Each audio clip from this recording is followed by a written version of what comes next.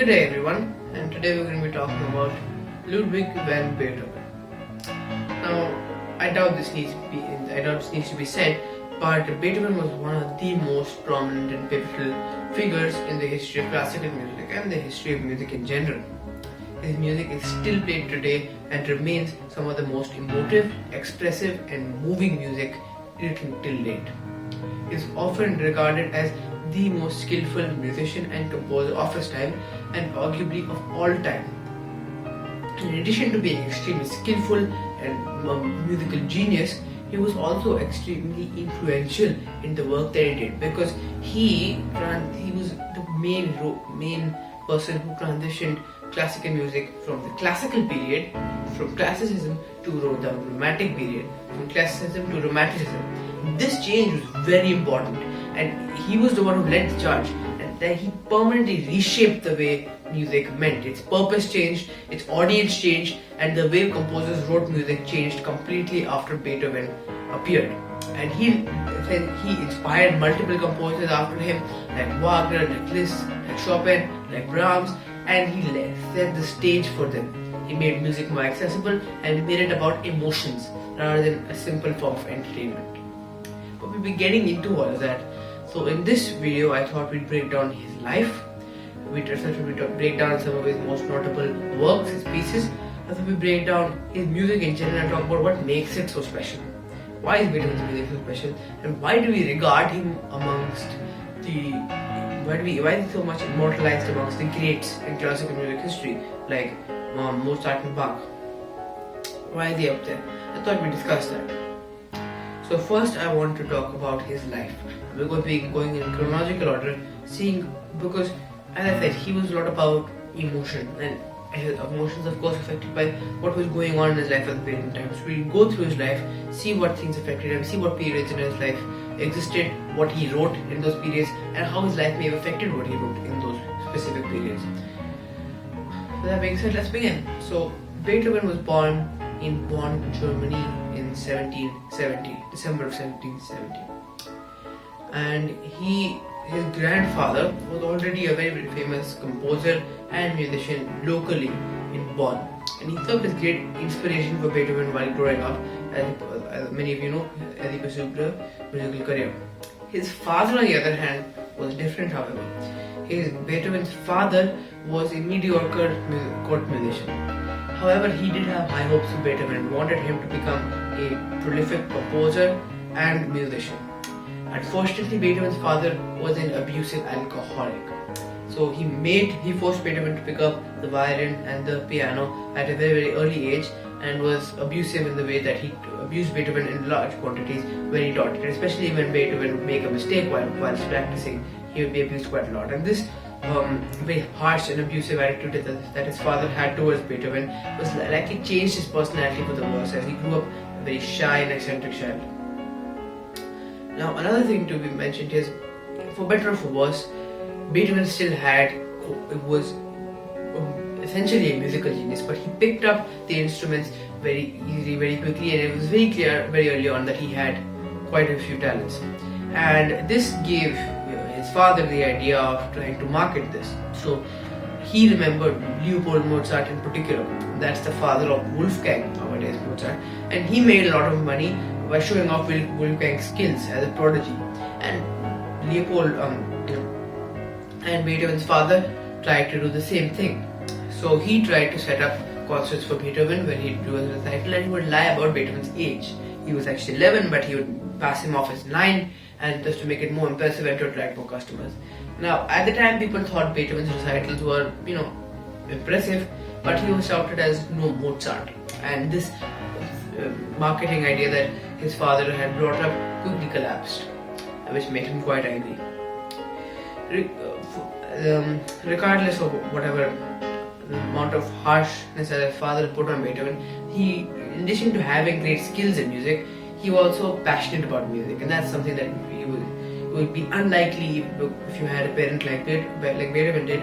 But he still retained quite a bit of passion for music, and he did want to pursue it in the future. So he ended up learning from a lot of local music teachers and getting a formal education in music and music theory from them in Bonn.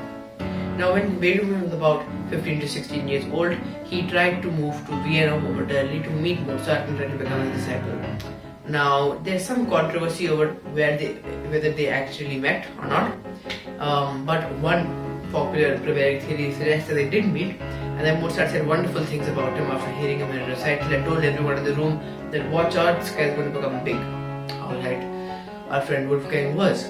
Of course, the reason that there was so much controversy about whether Beethoven and Mozart met was because Beethoven had to rush back shortly after arriving in Vienna because his mother had died, unfortunately. Now, while Beethoven was a child, he already suffered the death of two of his brothers, and now when he was a young teenager, his mother also died. To make matters worse, his father was a singer in the court. And his voice started deteriorating as old age progressed, and his alcoholism got exponentially worse after Beethoven's mother's death. And what that led to was his father being unable to provide for the family. So at age 16, after having come back from Vienna, Beethoven took up the head of the family and provided for it. And he got a job at the Bonn court once again as a musician and makeshift composer, and had a modest salary and gained relative popularity within Bonn as well. Whilst in Bonn, he did not do too much. He composed a little bit but never published any of it. His real development started when he was about in his early 20s, and that's when he emigrated from Bonn to Vienna permanently. He did this in hopes of once again being the disciples and learning from multiple famous composers who were living in Vienna, as Vienna or Wien was the music capital of the world at that time, essentially. And unfortunately, Mozart died a couple of years before Beethoven got to Vienna, and due to whatever reasons. And after Mozart's death, it was undisputed that the greatest composer alive was Joseph Haydn, and Beethoven indeed studied under Joseph Haydn for quite a long period of time. He also studied under Salieri and other experts, and what he learned from all three of these people were multiple things. He learned about music theory, he learned about compositions, choral compositions, orchestral compositions, counterpoint. He learned quite a lot, diverse number of musical concepts, and he had the masters to teach them. As I said, these were the greatest composers alive at the time, and they indeed recognized Beethoven's talent to quite a high degree. That's why they agreed to teach him. Now, after having left the disciplehood of Haydn, Beethoven did not get too heavily into composing, and he would compose every now and then, and he would compose not all that much and would publish even less than he composed. But he did gain a very big reputation in Vienna for being a virtuoso pianist. As I said, his main instrument was the piano, and he was very good at playing it. And in addition to being a virtuoso pianist, he also had amazing improvisational skills. He had amazing improvisational skills, and this was part of what his persona became. So he quickly became a big deal in Vienna. And Beethoven had this amazing ability to improvise. He was a great improviser. He would have concerts where he would get a theme, not concert shows, where he'd get a theme and he'd be able to play hours, just improvise hours just out of that one probably 30-second theme. So this ability that he had to improvise definitely was a major benefiting factor when he went on to compose, and definitely helped him, and was probably one of the key things that participated in his composing process. Anyways, he bided his time quite long as a virtuoso pianist, and grew quite a big reputation in Vienna and even some surrounding areas in Europe. But he really started coming into his own as a composer in the beginning of the 19th century, with two major pieces, the Pathetic Sonata for piano and his first symphony.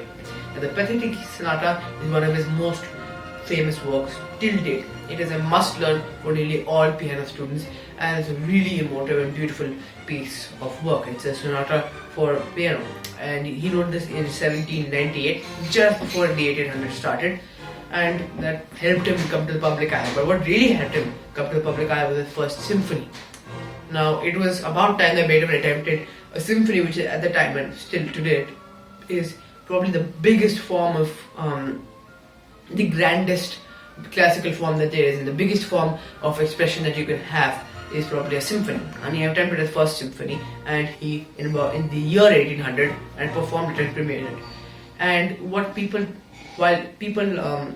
Beethoven himself detested his symphony as he got older and older. When he was a full-fledged composer, in his later years, he said, "I did not know how to compose in those days," and detested his first symphony. However, that symphony had such interesting melodies, along with many other factors, that allowed Beethoven to spread his name not only as a virtuoso pianist, but also as a composer. That was very important. So, in Vienna, he became, thanks to his first symphony and the Pathetic Sonata, his name got spread as a composer as well, and then that also spread to the rest of Europe. Now, in the early 1800s, he also composed many other notable works, the most notable which is the Moonlight Sonata. Once again, an incredibly emotive work. It's a masterpiece, and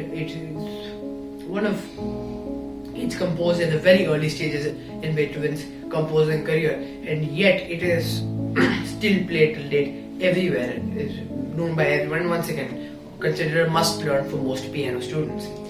And fun fact, the Moonlight Sonata was actually a gift for a person that Beethoven was tutoring at the time. Of course, that relationship did not work out due to difference in classes. However, he did write the Moonlight Sonata as a personal gift to a woman that he was tutoring at the time. And in fact, I don't think Beethoven intended that sonata become too significant. In fact, the name Moonlight is alleged to have been given by another person who happened to hear the sonata and called it a Moonlight Sonata.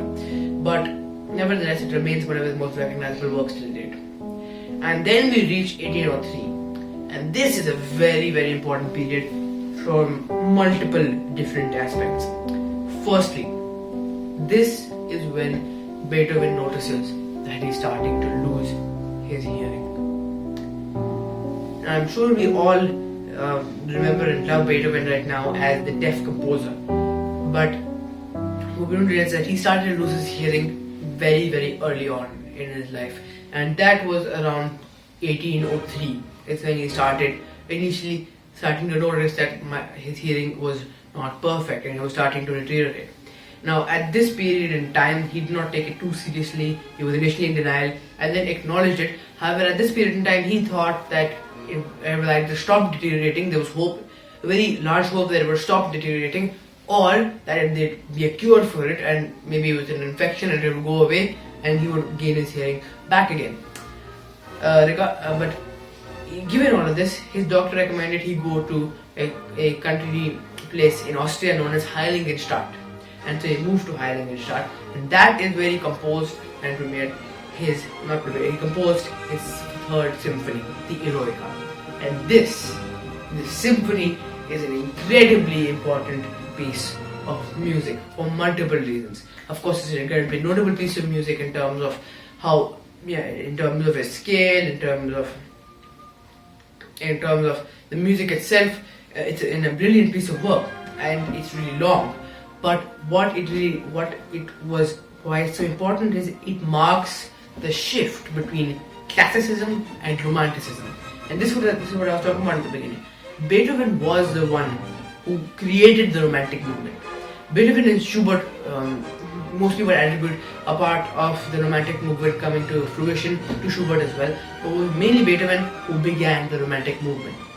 And so let's give that some context. Now, the classical period, which happened just prior to Beethoven, was the mid to late 1700s, and the most notable composers of this period were Mozart and Haydn. And at that time, music was a form, or classical music, which as we know today, was a form of aristocratic entertainment. That's fundamentally what music was at that period in time. You listen to that music and you get that feeling. It's light, it's elegant, it's intellectual. That's the type of music that was written during that period in time. And it was not even accessible to the general public. It was meant for aristocrats, targeted audience for aristocrats. This is light entertainment for the aristocratic audience. Romanticism completely changed the focus of what music was. It was now about the composer, and the composer expressing his deepest and darkest emotions through the music. It was more human, it was deeper, it was more down to earth, it was raw, and it was about the composer and his compatriots sharing the struggle of humanity together and expressing emotions. So the classical period was about reason and order, where the Romantic period was about emotion and feeling. The Classical period was restrained and cautious in the way it was written. The Romantic period was exuberant, unrestrained, and rather than raw. It was very deep as well. There was a lot of emotional depth in the music that was written in the Romantic period, because that's what the focus was. It was emotive music. The Classicism period was rooted in rules and structure, whereas the Romantic period was all about breaking rules, bending the rules, extending barriers, not sticking to them. And these are what contrasted two periods. And Beethoven was the one who shifted music from being one aristocratic entertainment to being a way for us to express our emotions. That's who Beethoven was. That's what his style, that's what his hallmark capabilities were expressing emotions through music.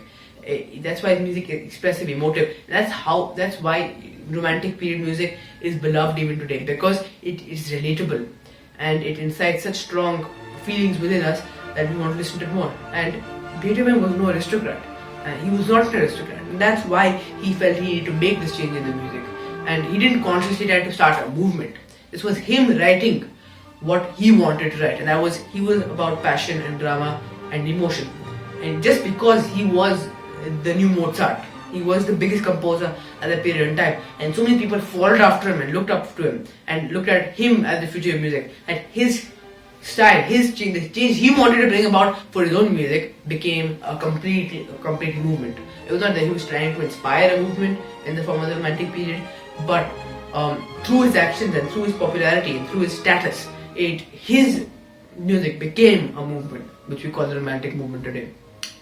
And that's why when you listen to that, and that's why he was so influential. He changed what music was. We may not have Chopin and Liszt. We may not have had Chopin and Liszt if it was not for Beethoven, because this landscape of what music was completely changed by him. And that's what we have to really understand. The Eroica was a piece that made this distinction. At the time, people thought the Eroica was interesting, but it was too long and endless. Another famous story about the Eroica is, initially, this is around about the time of the French Revolution.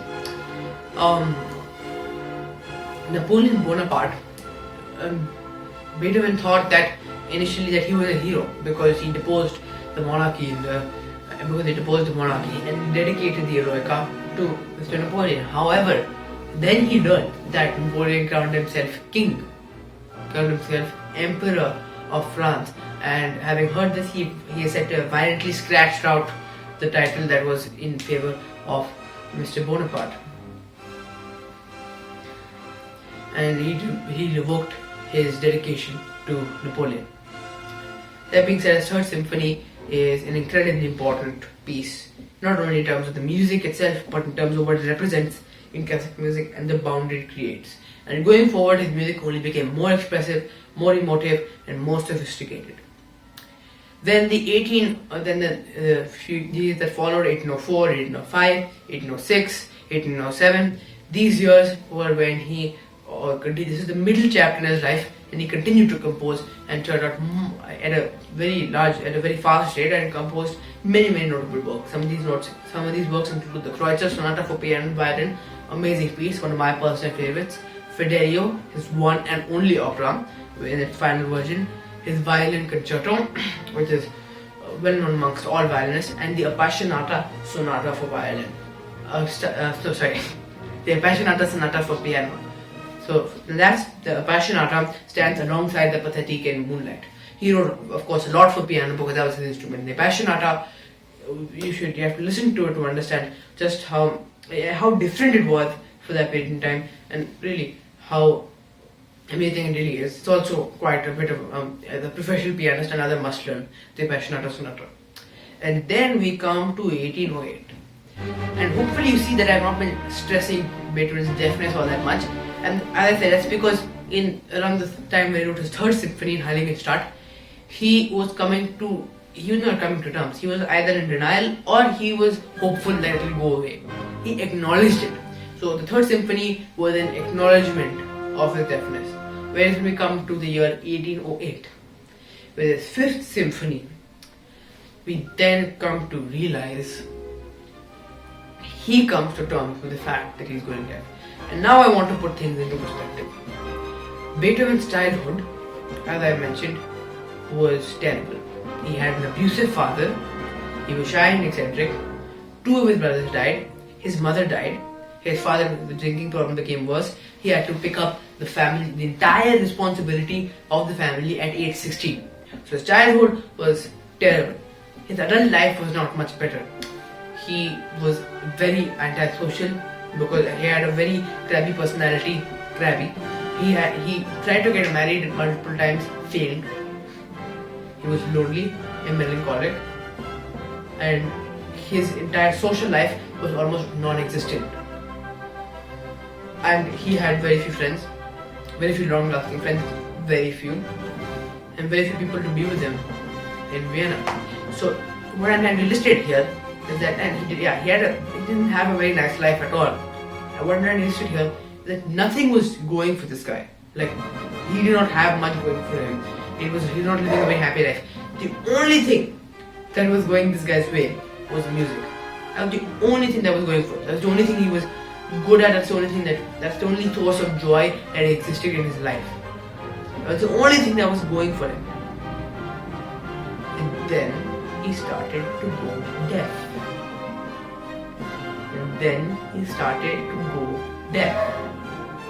Music, at that point, given everything else that happened in his life, was his identity. It was his life.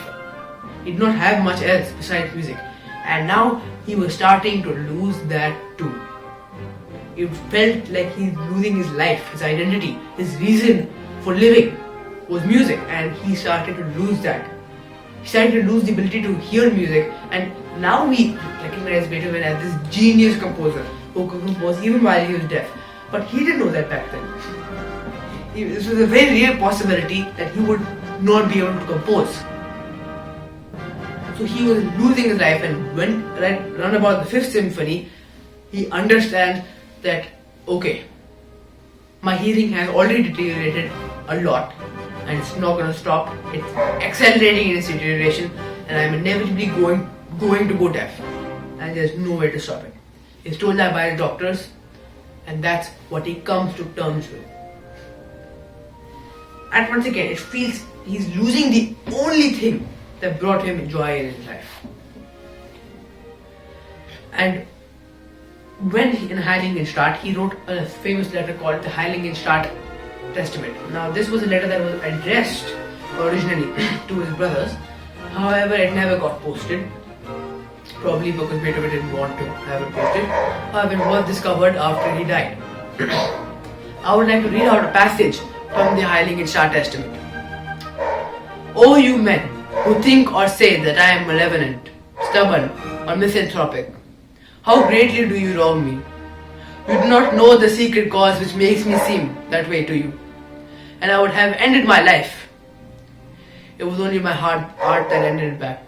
It seemed impossible to leave the world until I had brought forth all that I felt was within me. So once again, he seriously considered killing himself. He seriously considered taking his own life. However, what held him back, once again, was music. Can you imagine the psychological struggle that was going on in his mind, and only thing holds him back from killing himself at this point is music. And he says, I have so much art in me that I need to get it out. I need to share it with the world before I go. He couldn't bring himself to kill himself because he felt that I have such a duty to the world to give what the art I have. And I believe he took it up as a challenge to compose and become a successful musician even while being deaf. Even after going deaf. And he did. And that triumph that he took over all the adversity is ever present in his 5th symphony. Now, of course, the 5th symphony is the most famous piece of music in the world. Period. Well, really only the beginning is. But it explores this triumph over adversity. It starts in deep, dark minor, reflecting despair and struggle and suffering. Da da da da da da da da. And if you listen to the rest of the first movement, his deep, dark despair, suffering and struggle. Then he takes that and he transforms it into what the third and fourth movement are. An expression of joy and triumph. Third and fourth movement, I believe he takes us on his journey and to show triumph over adversity. And this is something that Beethoven is characteristic of Beethoven's work. Even though he does it only twice in terms of major sense, once in his fifth and once in his ninth symphony, this is what characterizes Beethoven's work. He takes us on his journey, from this deep, dark hell, and he brings us up into a triumphant theme. And that was probably what was reflecting his mental state at that point in time, because that's when he comes to terms with the fact that he's going to go deaf. And this is probably what was going on in his mind. And he's able to again perfectly express that through music. He's able to use music as paint to paint whatever picture that he wants to paint. The very essence of Romanticism is expressed in these kind of pieces. And that's why Beethoven was so famous, because he doesn't only speak to your mind. His music can speak to the heart and to the soul. Anyways, after having completed his fifth symphony, Beethoven became even more famous throughout Europe. And this is when he enters basically the last chapter of his life. And this is the late 1810s and early 1820s.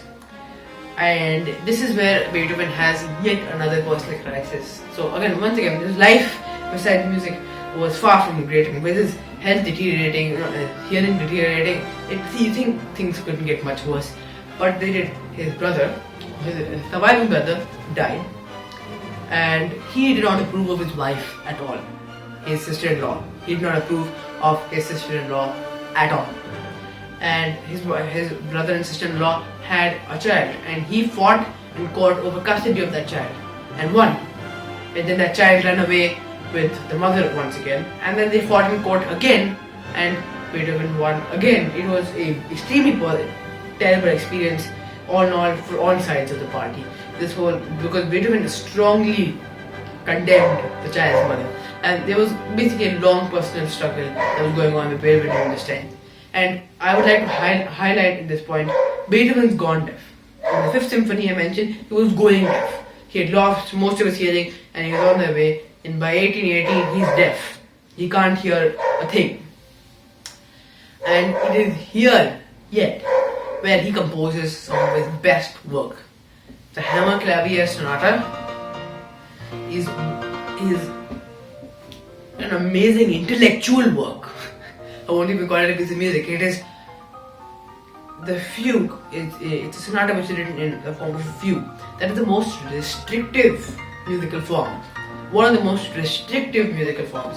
And Beethoven bends all the rules one by one in such an intellectually genius-like way. It is an exercise in itself. And the Hammer Clavier Sonata is amazing to listen to. He also composes a Missa Solemnis in this period. And that was his one and only religious work which he created. So obviously Christian. And once again, it deserves a video of its own, honestly. And then we come to 1824 with Beethoven's Ninth Symphony. Now before we get to his Ninth Symphony, I'd like to talk more about Beethoven's music in general. So as I said, Beethoven was about Romanticism. He was about bending rules and he was about expressing emotions through music. He could connect with the audience at an emotional level, at a personal level, something that went beyond just an intellectual entertainment or aristocratic, light, elegant, oh yes. No, it connected with you at a deeper level, at an emotional level. And that's what Beethoven wanted to do. He wanted to express emotions and ideas through music. He wanted to use music as a tool to express things. And he was a master at doing that. And because he was so good at doing that, expressing emotions, expressing ideas, expressing philosophies, because he was so amazing at doing that, that's why he's so famous. Because his music connects with an audience to such a high level. Yes, he was a genius. Yes, if you critically analyze his works, you can see just how intellectually high, the intellectual plane at which his mind existed what a genius he was. But at a basic level, if you have no knowledge of music and you listen to Beethoven, it still connects with you, grabs hold of your heart and your soul. You can feel the emotions of the music, and that's what Beethoven was good at, and that's why his music was so popular then and it's continued to be played now. It moves you, and that's why Beethoven was so good. As for the emotions that were usually present in his works, Beethoven loved drama. All of his works are very dramatic. You will find lots of drama there. He almost used it as a form. He loved to include drama in his pieces.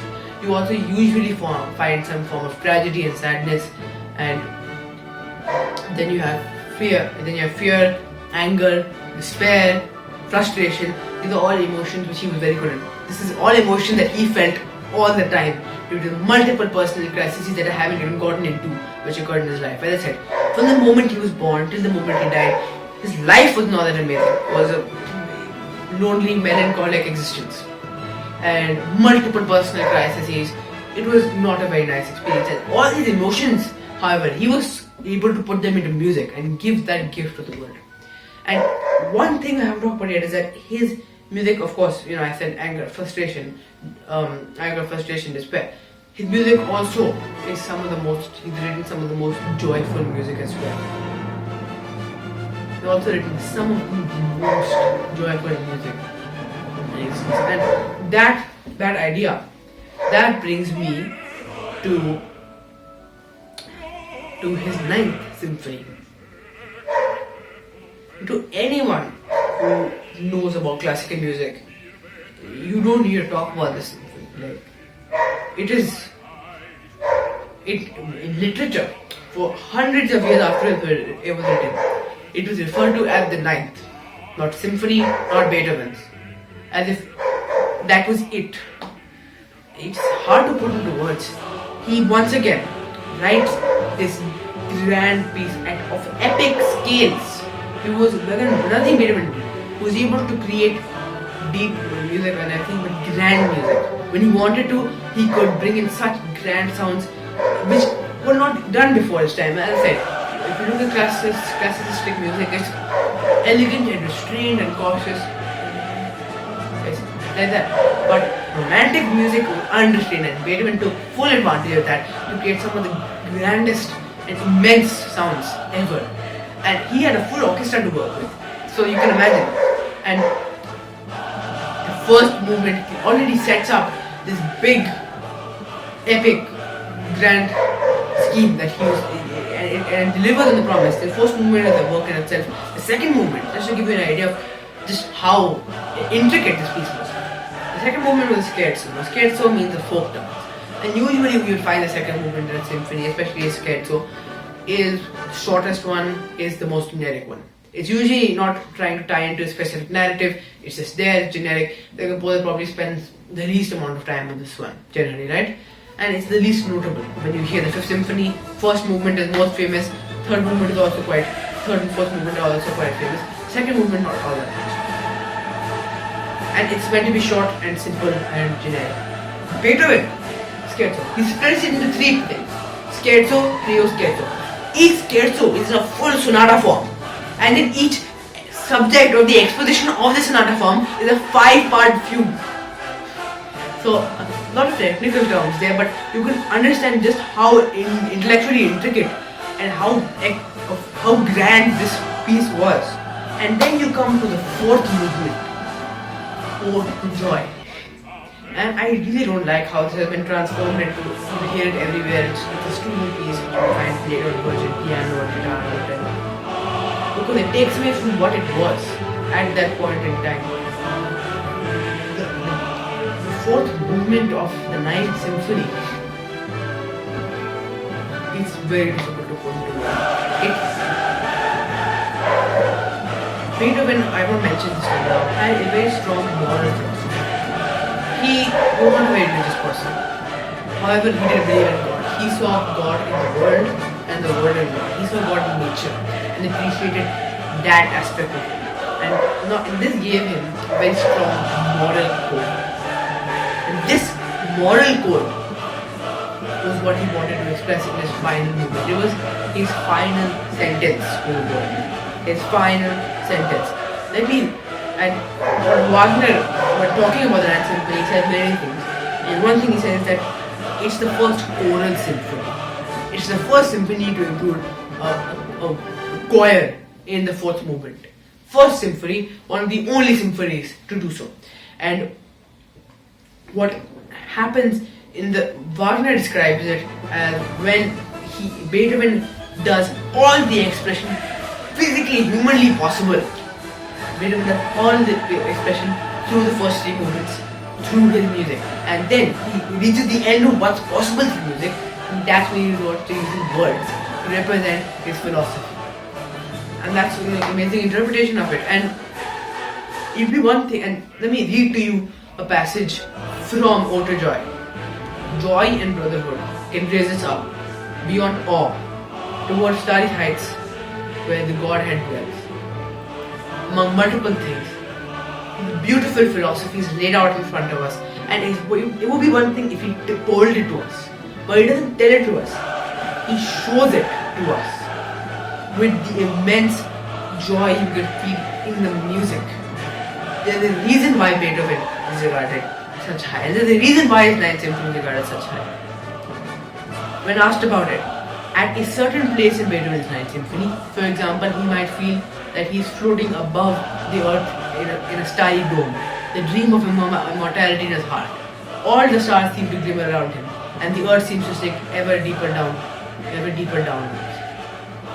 Wagner said it was a death knell of the symphony, meaning that there was no symphony, no grand music work that would come after this that could top this. This was the end of the symphony. This was the be-all, end-all, the final possible expression through music. It was called a perfect encapsulation of all humanity. And these are people describing a piece of music. Perfect encapsulation of all humanity. Someone describing a piece of music. And then people ask, what's so special about Beethoven?